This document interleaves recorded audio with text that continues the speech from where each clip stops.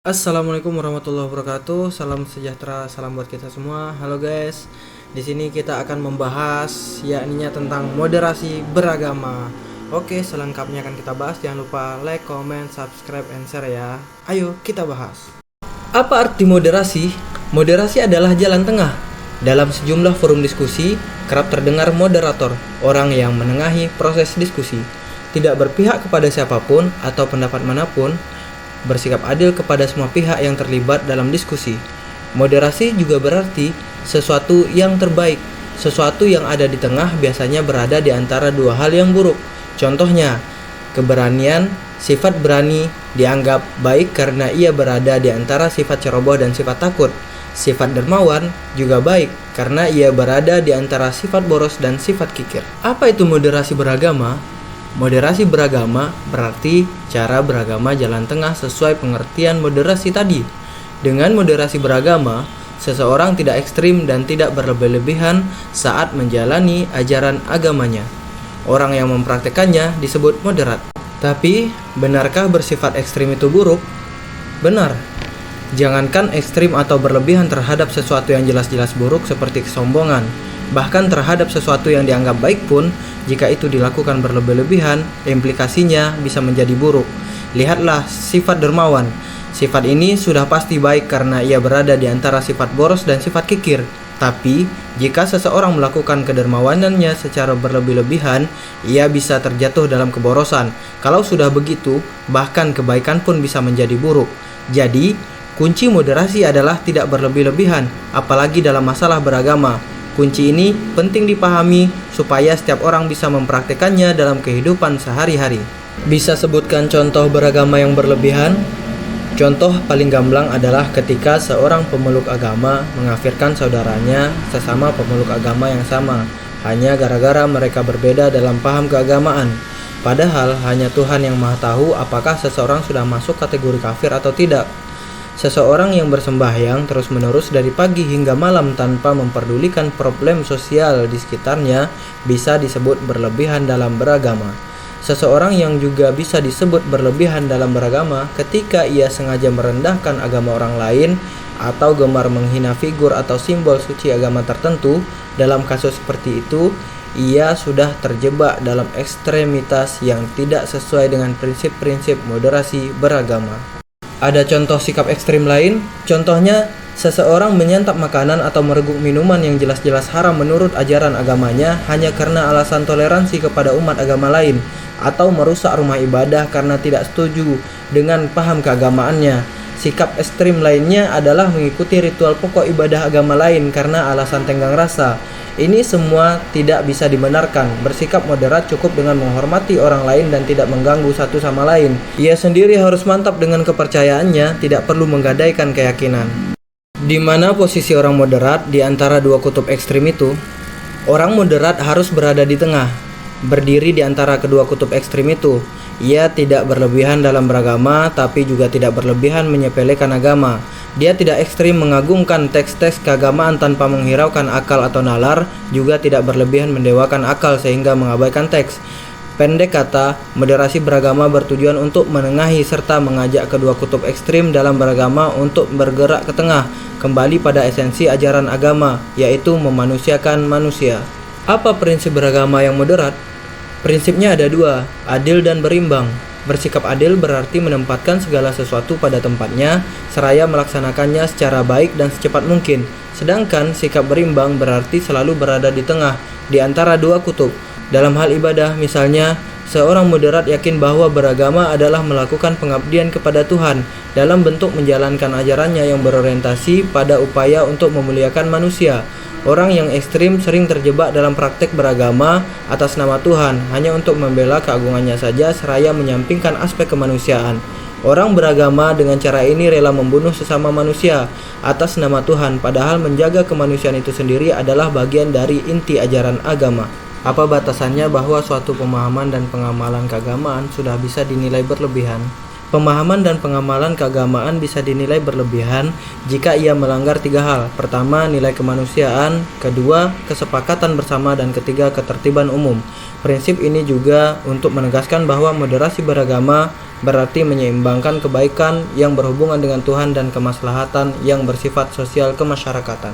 Apa contoh melanggar batasan kemanusiaan?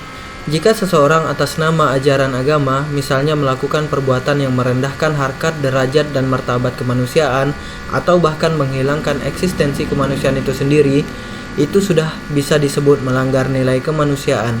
Tindakannya jelas berlebihan atau ekstrim. Contoh konkretnya, dengan dalih jihad agama, seseorang meledakkan bom di tengah pasar, lalu puluhan bahkan ratusan orang tak bersalah tewas seketika. Ini jelas tindakan ekstrim. Ada contoh yang lebih gamblang, ketika seseorang sedang beribadah, lalu ada orang lain di dekatnya yang hampir mati akibat terjatuh ke dalam sumur, maka dia wajib membatalkan ibadahnya untuk kemudian membantu saudaranya yang terjatuh ke dalam sumur itu. Ibadah kepada Tuhannya bisa ia lakukan setelah menolong saudaranya itu. Contoh lain, seorang dokter harus bergegas menunaikan kewajiban beribadah, namun di saat yang sama, ada pasien dalam kondisi darurat harus segera ditangani dan tidak dapat ditangguhkan. Dalam kondisi seperti itu, sang dokter harus segera menyelamatkan pasiennya dan menunda ibadahnya untuk kemudian melaksanakan kewajiban agamanya setelah menolong pasien tersebut. Samakah moderasi beragama dengan moderasi agama? Tentu saja tidak sama. Agama tidak perlu dimoderasi karena agama itu sendiri telah mengajarkan prinsip moderasi, keadilan, dan keseimbangan. Jadi bukan agama yang harus dimoderasi, melainkan cara penganut agama dalam menjalankan agamanya itulah yang harus dimoderasi. Tidak ada agama yang mengajarkan ekstremitas, tapi tidak sedikit orang yang menjalankan ajaran agama berubah menjadi ekstrim. Apa contoh konkret untuk membedakan agama dan beragama?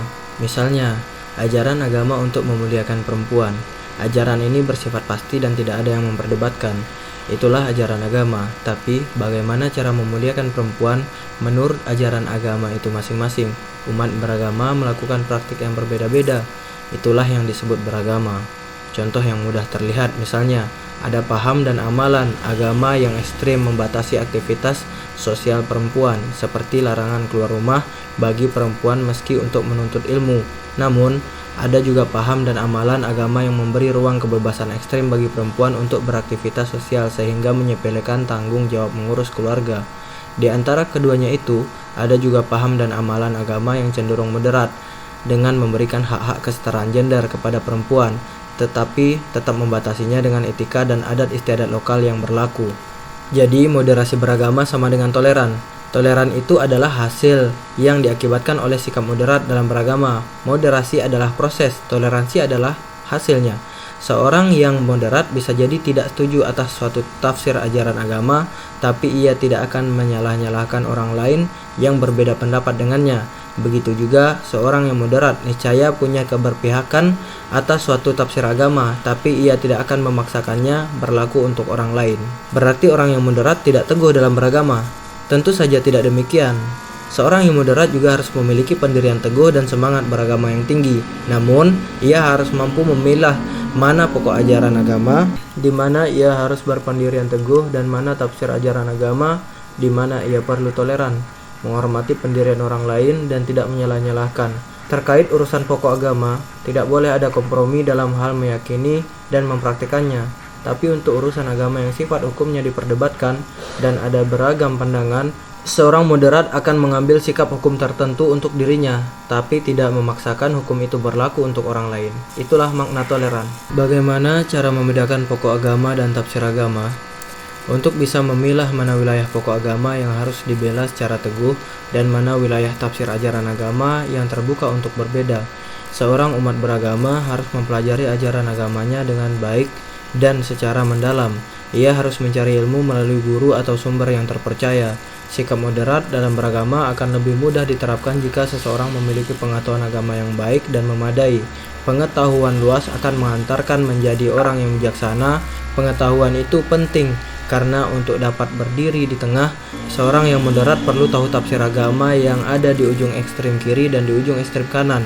Sikap hanya melihat kebenaran satu tafsir agama dan buta terhadap kebenaran tafsir lainnya dapat menjerumuskan seseorang pada sikap ekstrem dan cenderung mengklaim kebenaran menurut versi dirinya saja. Pendek kata, untuk moderat, seseorang perlu berilmu. Apalagi syarat moderasi selain berilmu?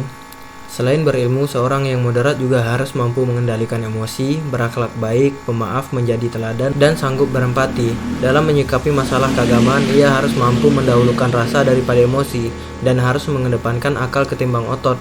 Moderasi beragama harus dibarengi dengan sikap berbudi. Dengan begitu, maka seorang yang moderat dalam beragama akan senantiasa berhati-hati dalam bertindak, tidak gegabah, melihat ke kiri dan ke kanan, dan selalu mempertimbangkan baik buruknya setiap pilihan.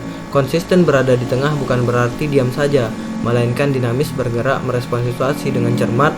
Alhasil, moderasi beragama dapat diwujudkan jika seseorang telah memenuhi syarat berilmu, berbudi, pemaaf, bijaksana, dan berhati-hati.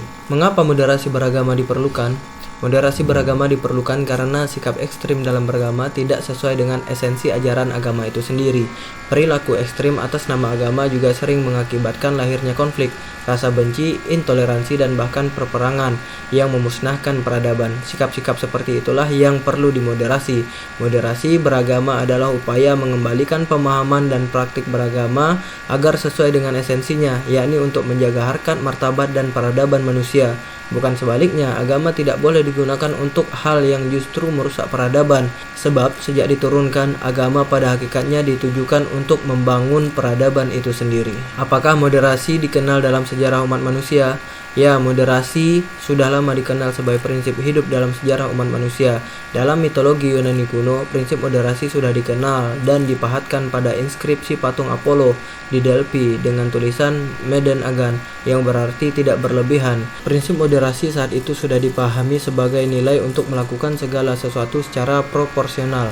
Tidak berlebihan. Seorang yang moderat dalam hal makanan misalnya akan menyantap segala jenis makanan, tapi membatasi porsinya agar tidak menimbulkan penyakit. Moderasi juga dikenal dalam tradisi berbagai agama. Jika dalam Islam ada konsep wasatiyah, dalam tradisi Kristen ada konsep golden mean, dalam tradisi agama Buddha ada Majjhima Patipada, dalam tradisi agama Hindu ada Madhyamika, dalam Konghucu juga ada konsep Zongyong. Begitulah, dalam tradisi semua agama selalu ada ajaran jalan tengah. Semua istilah dalam setiap agama itu mengacu pada satu titik makna yang sama, yakni bahwa memilih jalan tengah di antara dua kutub ekstrim dan tidak berlebih-lebihan merupakan sikap beragama yang paling ideal. Bagaimana menempatkan moderasi beragama dalam konteks Indonesia? Moderasi beragama adalah bagian dari strategi bangsa ini dalam merawat Indonesia. Sebagai bangsa yang sangat beragam, sejak awal para pendiri bangsa sudah berhasil mewariskan satu bentuk kesepakatan dalam berbangsa dan bernegara, yakni Negara Kesatuan Republik Indonesia yang telah nyata berhasil menyatukan semua kelompok agama, etnis, bahasa, dan budaya. Indonesia disepakati bukan negara agama, tapi juga tidak memisahkan agama dari kehidupan sehari-hari warganya. Nilai-nilai agama dijaga, dipadukan dengan nilai-nilai kearifan dan adat istiadat lokal. Beberapa hukum agama juga dilembagakan oleh negara. Ritual agama dan budaya berjalin berkelindan dengan rukun dan damai. Itulah sesungguhnya jati diri Indonesia, negeri yang sangat agamis, dengan karakternya yang santun, toleran, dan mampu berdialog dengan keragaman. Moderasi beragama harus menjadi bagian dari strategi kebudayaan untuk merawat jati diri kita tersebut. Siapa yang harus mengawal moderasi beragama? Tegaknya moderasi beragama perlu dikawal bersama, baik oleh orang per orang maupun lembaga, baik masyarakat maupun negara. Kelompok beragama yang moderat harus lantang bersuara dan tidak lagi memilih menjadi mayoritas yang diam. Bahkan, keterlibatan perempuan juga akan sangat penting dalam upaya memperkuat moderasi beragama. Mengingat kekerasan atas nama agama bisa saja dilakukan baik oleh laki-laki maupun perempuan, setiap komponen bangsa harus yakin bahwa Indonesia memiliki modal untuk memperkuat moderasi beragama. Modal sosial itu berupa nilai-nilai budaya lokal, kekayaan keragaman adat istiadat, tradisi bermusyawarah, serta budaya gotong royong yang diwarisi masyarakat Indonesia secara turun-temurun. Modal sosial itu harus kita rawat demi menciptakan kehidupan yang harmoni dalam keragaman budaya, etnis, dan agama. Jika dipikul bersama, Indonesia dapat menjadi inspirasi dunia dalam mempraktikkan moderasi beragama. Apa yang harus dijalankan oleh negara? Dalam rangka menciptakan masyarakat yang moderat dalam beragama, negara perlu hadir memfasilitasi terciptanya ruang publik untuk menciptakan interaksi umat beragama. Jangan sampai negara malah melahirkan regulasi dengan sentimen, yang mana sentimen agama tertentu yang diskriminatif, dan diberlakukan secara umum di ruang publik. Kehadiran negara harus memfasilitasi, bukan mendiskriminasi. Terima kasih buat teman-teman semua. Semoga bermanfaat dan bisa saling berbagi. Sampai jumpa.